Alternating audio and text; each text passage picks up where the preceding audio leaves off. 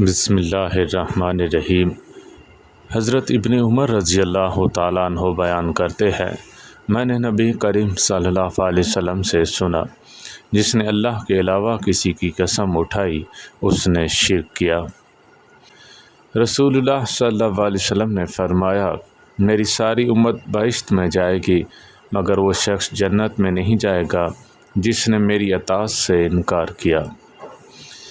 حضرت علی بن طالب رضی اللہ تعالیٰ عنہ سے روایت ہے، رسول اللہ صلی اللہ علیہ وسلم نے غزوہ خندق کے دن فرمایا، اللہ تعالیٰ ان کافروں کے گھروں اور قبروں کو آگ سے بھر دے جیسا کہ ان لوگوں نے ہماری وسطی نماز یعنی عصر کی نماز کی ادائیگی سے باز رکھا۔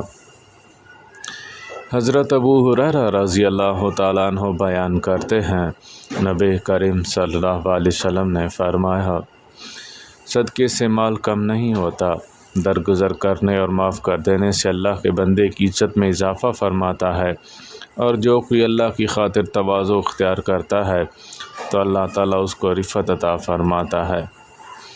رسول اللہ صلی اللہ علیہ وسلم نے فرمایا، یقیناً اللہ تعالیٰ تمہاری صورتوں اور اعمال کو نہیں دیکھتا بلکہ وہ تمہارے دلوں اور اعمال کو دیکھتا ہے۔ اللہ تعالیٰ ہم سب کو عمل کرنے کی توفیق عطا فرمائے۔ وآخر دعوانا ان الحمد للہ رب العالمین۔